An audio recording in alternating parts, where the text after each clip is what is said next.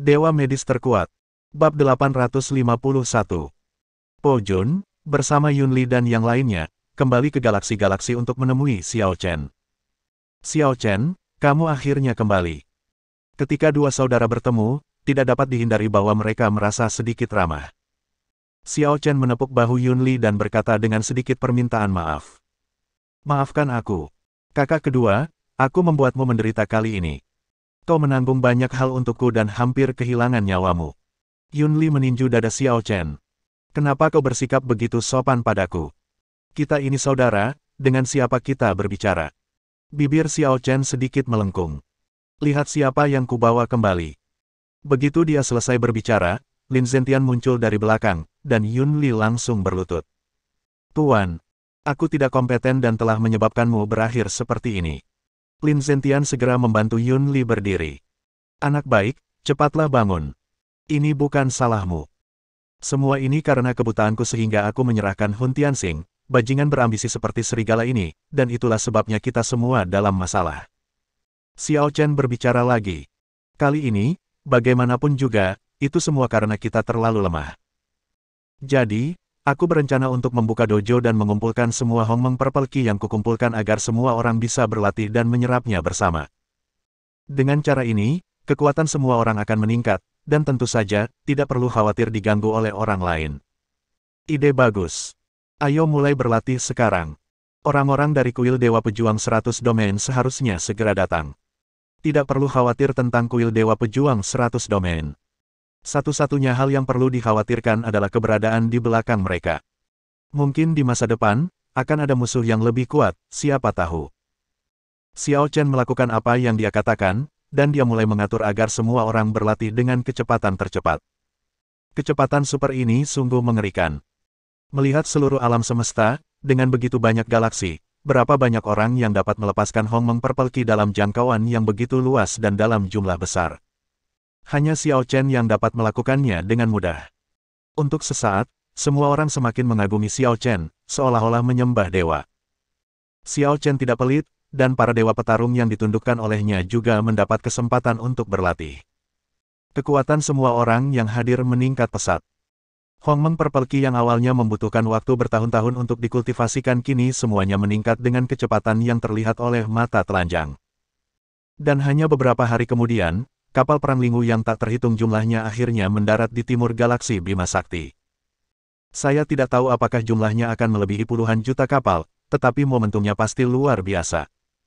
Puluhan juta kapal perang spiritual, yang ditempatkan di galaksi, juga merupakan sabuk bintang yang mempesona. Saat bergerak maju, banyak orang dapat melihatnya. Keterkejutan itu tidak dapat diungkapkan dengan kata-kata. Kekuatan super itu sungguh menakutkan. Beberapa biksu, meskipun terkejut, menemukan diri mereka berada di kapal Linghu.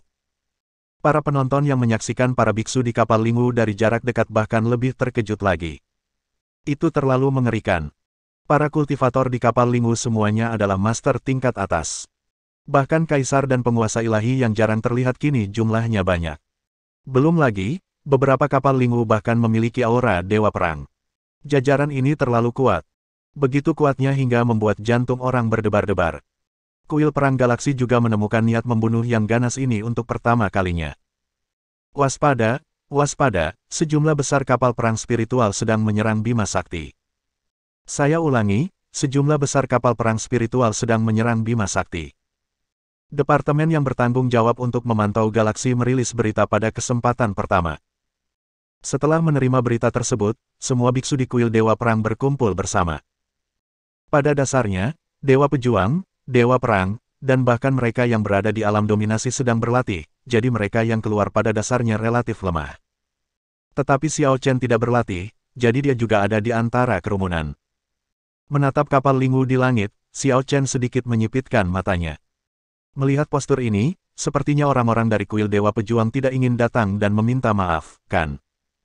Semua orang di sekitarnya segera berbicara.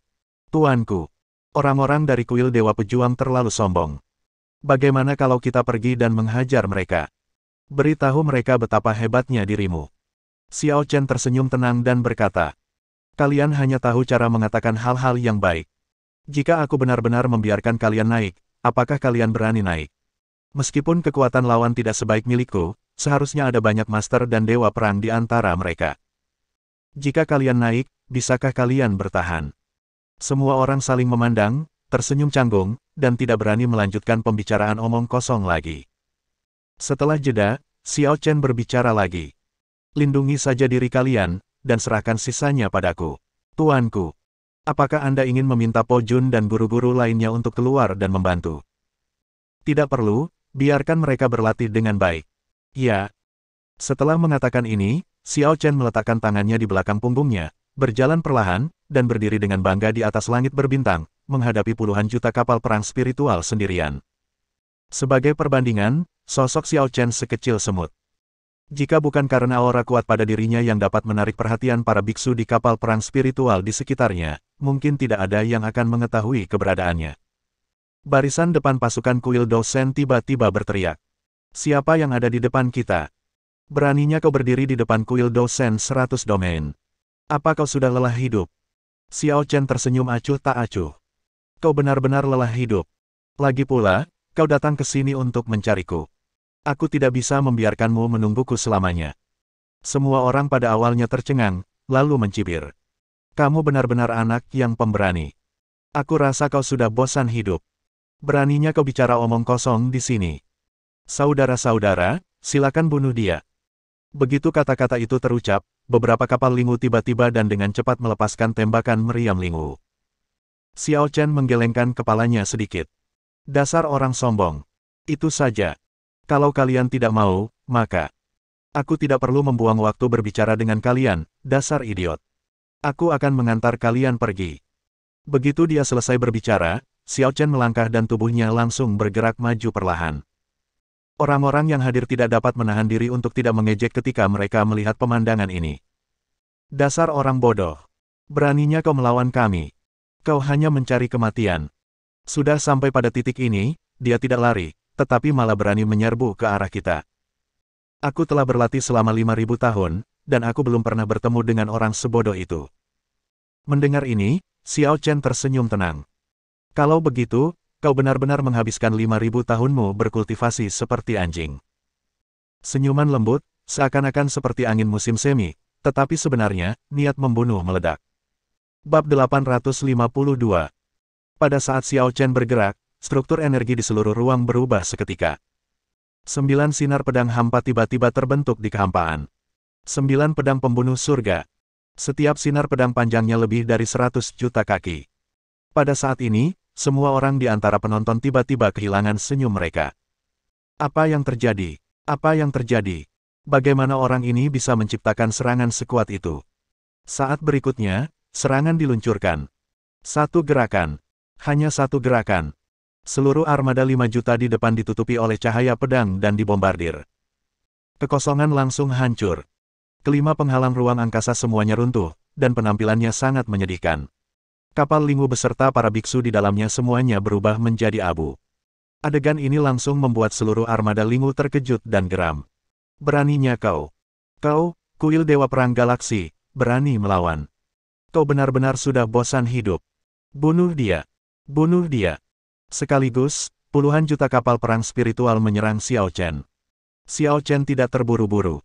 Dia menghentakkan kakinya dengan keras, menyebabkan fluktuasi ruang. Penghalang ruang mulai berputar, dan semua kapal perang spiritual yang memasuki jangkauan secara alami terpelintir. Para biksu sangat terkejut. Sangat kuat. Menakutkan sekali. Cepat lari. Hanya dengan 2 gerakan, Xiao Chen benar-benar mengejutkan semua orang yang hadir.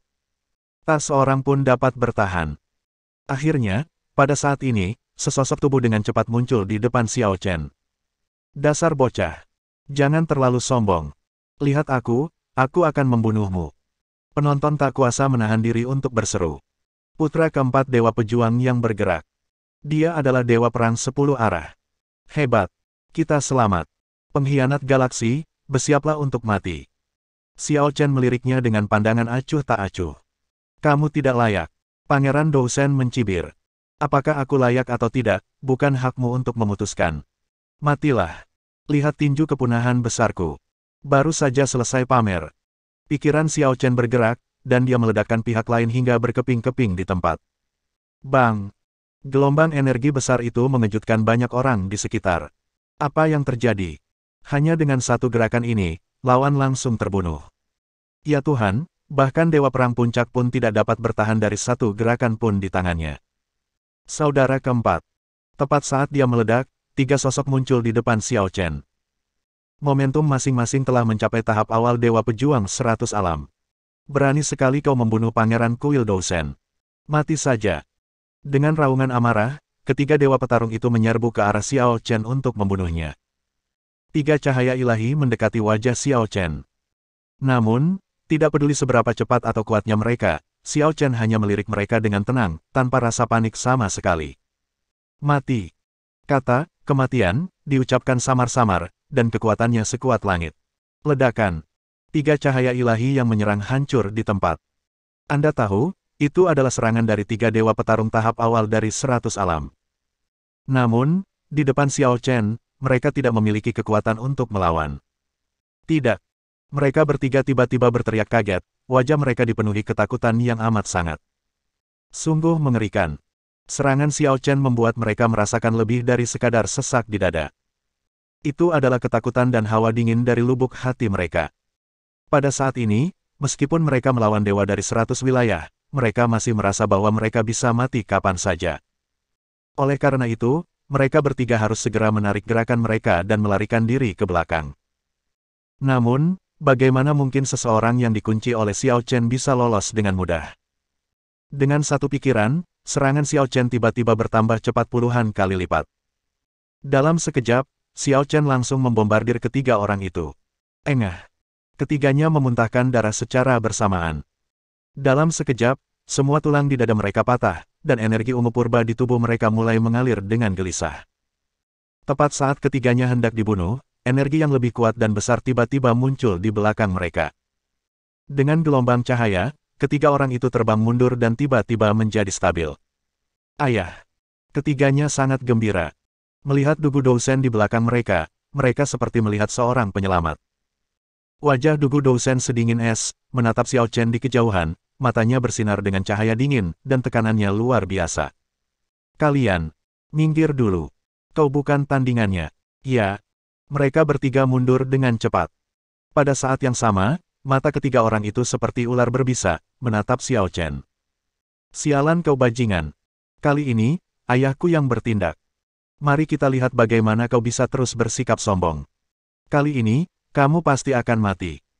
Xiao Chen meletakkan tangannya di belakang punggungnya, matanya tetap tenang, tidak sedih maupun senang, tidak marah maupun gembira. Seolah-olah orang di depannya hanyalah seorang kultivator biasa, dan baginya, tidak ada tekanan sama sekali. Dugu Dousen menatap wajah Xiao Chen dan berkata dengan dingin. Dalam 50.000 tahun terakhir, kamu adalah orang pertama yang berani menghadapi Dousen ini, dan berani membuat Dousen ini marah. Xiao Chen tersenyum tenang dan berkata, apa? Kamu begitu hebat. Kurasa tidak sulit untuk membuatmu kesal. Dugu Dousen tersenyum dingin. Sulit, tidak sulit. Tapi kamu pasti akan mati. Katakan padaku, bagaimana kau ingin mati? Dengan mempertimbangkan kekuatanmu, aku akan membiarkanmu memilih cara kematianmu sendiri. Xiao Chen tersenyum acuh tak acuh. Hanya karena apa yang kau katakan, aku akan meninggalkanmu dengan tubuh yang utuh. Hahaha. Dugu Dousen segera menatap ke langit dan tertawa terbahak-bahak.